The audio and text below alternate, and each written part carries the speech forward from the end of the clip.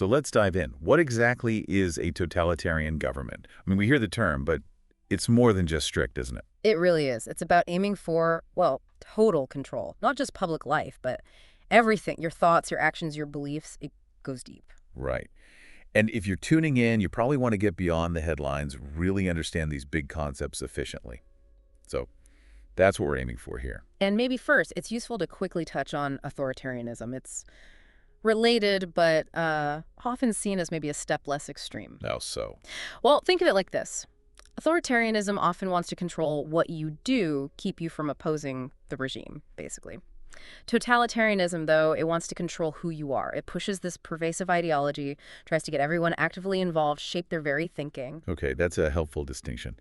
Controlling actions versus controlling identity, almost. Something like that, yeah. So for this deep dive, we're looking at the core features of the totalitarian model. We've pulled together sources looking at historical examples from both the right and the left, actually. That's important because despite very different ideologies, you see some unsettling similarities in how they operate. We're going to focus on three main examples. Soviet Russia under Stalin, Right. Fascist Italy under Mussolini, Mm-hmm. and Nazi Germany under Hitler. Looking at these side by side should be, well, illuminating. Definitely. You see the common threads, but also the unique ways each regime put these ideas into practice. Some surprising overlaps, too. Exactly. So our mission here is pretty straightforward. Give you a clear grasp of totalitarianism, its trademarks, how it actually looked in history without getting lost in, overly academic stuff. Sounds good. Where should we start? Maybe with a foundational piece. Yeah, let's start with a big one. Creating a one-party system, getting rid of all the political opposition. A classic move. It's essential for consolidating that total control. Okay, kicking off with Stalin's Soviet Russia. Our sources really detail how, after the Bolshevik Revolution, the path was sort of paved. But Stalin, he really locked it down. Absolute dominance. He did.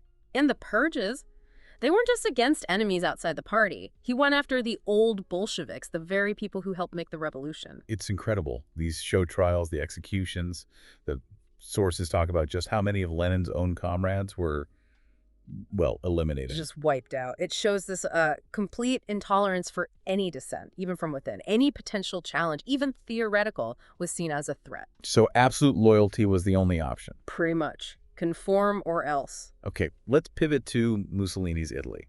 Now, his approach may be a bit different initially. Not the same scale of immediate purges. Not quite the same, no. But the result was the same. A one-party state, the fascist party just gradually squeezed out everyone else, outlawed them. And used violence too, right? Wow. Against opponents. Oh, absolutely. Imprisonment, attacks. But there's also this interesting legal angle, our sources point out, the Acerbo Law, 1923. What did that do? It basically rigged the system. Passed through the existing parliament, it gave a huge majority of seats, like 2/3 to whichever party got the most votes, even if it was just, say, 25%. It used democratic tools to kill democracy. Wow. So using the rules to break the game. Precisely. A key step towards legalizing that one-party rule. And then Hitler's Germany. We see parallels, don't we? Definitely parallels. Again, not an immediate mass killing of all opponents the second they took power, but a very swift move to a one-party state.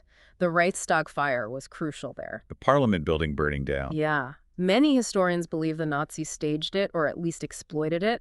It gave them the perfect excuse, a national emergency, to just crack down massively on communists, socialists, other parties. And then the Enabling Act. Our sources link that directly to the Acerbo Law in Italy. Exactly. The Enabling Act of 1933 essentially let Hitler's government make laws without the Reichstag at all.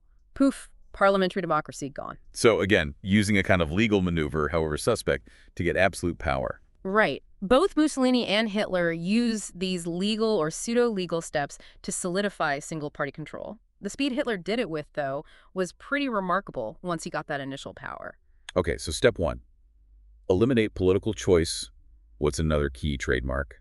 The use of force, often justified by pointing to a common enemy, this is where the terror really ramps up. Creating an us versus them mentality. Absolutely. Identify a group or several groups as enemies of the state, enemies of the people.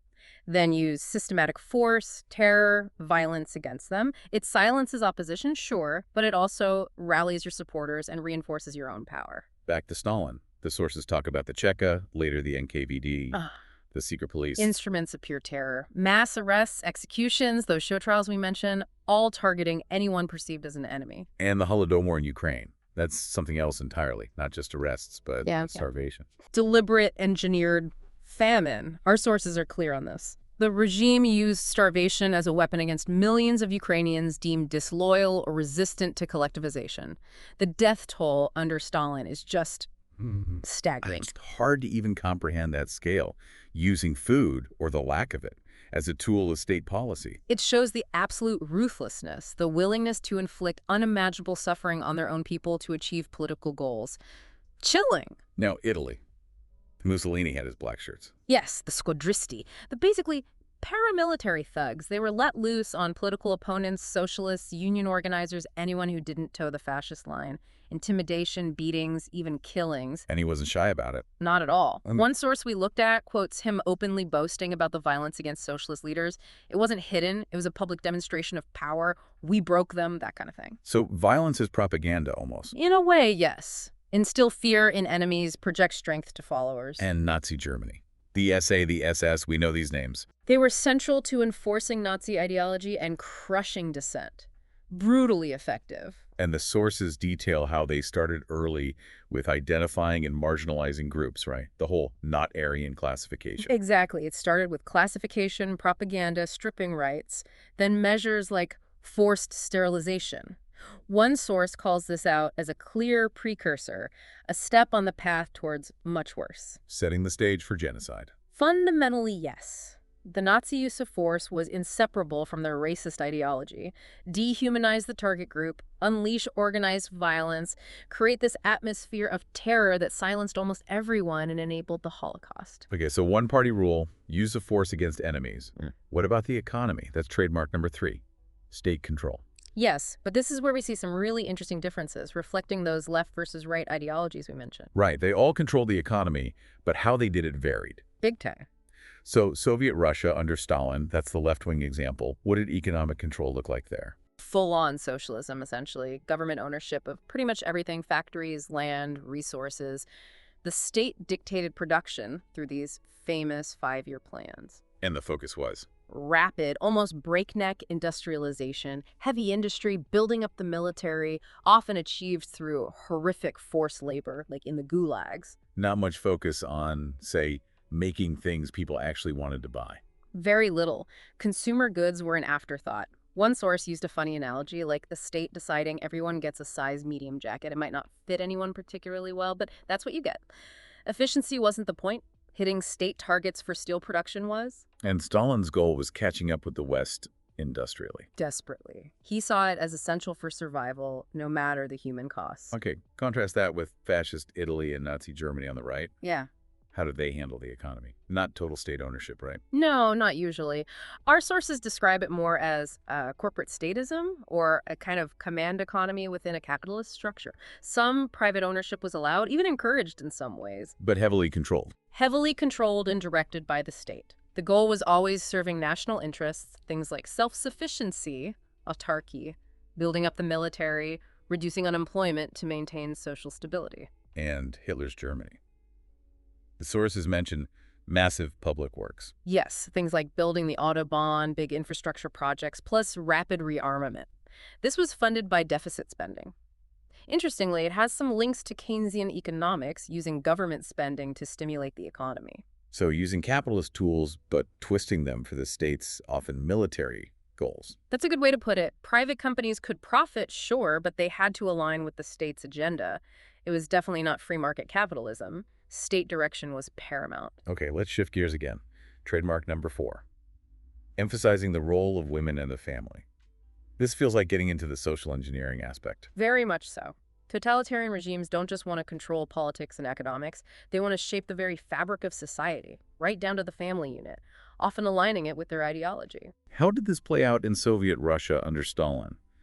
Sources say there was an initial phase, maybe more progressive. Yeah, right after the revolution, there was a push for women's rights, easier divorce, legalization of abortion. Kind of typical for revolutionary movements shaking up old structures. But that changed under Stalin. It did. The emphasis swung back, quite hard actually, towards women as mothers, baby makers, as one source bluntly puts it. The state needed population growth for labor, for the military especially, as war seemed more likely. So the family became a tool for state building again, in a more traditional sense. Interesting shift. Yeah. What about Mussolini's Italy? Very traditional. Extremely traditional. Our sources really highlight Mussolini's push for large families. He literally gave prizes to women who had, I think it was 14 or more children. 14, wow. Yeah. The ideal woman was firmly positioned as a mother and homemaker.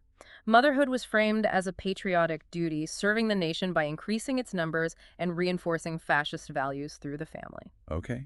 And Nazi Germany. Mm. This takes on that sinister racial element again, doesn't it? Absolutely central. For the Nazis, women's primary role was to bear racially pure Aryan children. It was all about demographics and racial ideology. So organizations like the League of German Maiden. Exactly. Indoctrinating girls into this ideology, preparing them for motherhood within the Nazi worldview. This contrasted sharply with the Hitler Youth for Boys, which was much more focused on militarism and physical training. There's that chilling story one source mentions about a Hitler Youth member being rewarded for attacking his own brother. Yeah, it's horrific. It shows how the regime's values loyalty to the state above all, ruthlessness, violence were meant to permeate everything, even the most basic family bonds.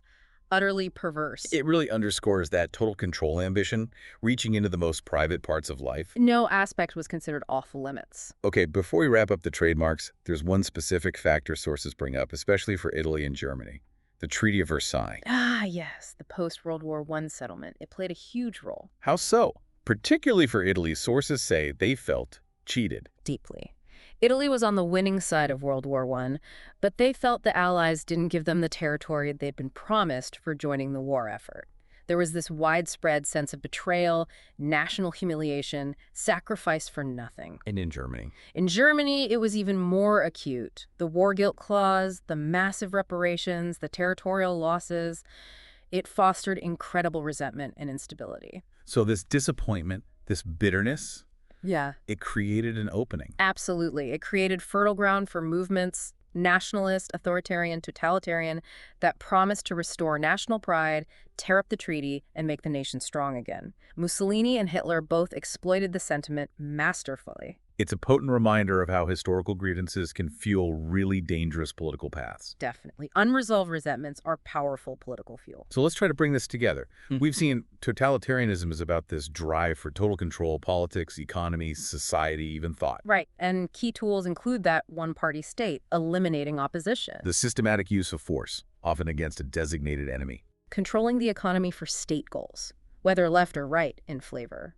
And manipulating social roles, like family and gender, to fit the ideology. And it's crucial, I think, to remember that while Stalin's communism and Mussolini's and Hitler's fascism had very different end goals and beliefs. Their methods for grabbing and holding onto power, disturbingly similar in many ways. Exactly.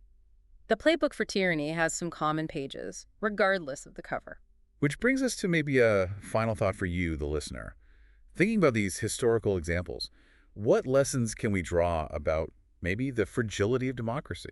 It's a sobering question. How susceptible can societies become to these kinds of movements, especially in times of crisis or widespread discontent? And what about the danger of unchecked power?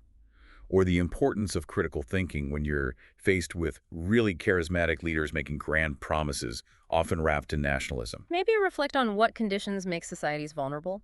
And conversely, what are the essential safeguards? What protects against this kind of power consolidation happening again? Definitely something to chew on.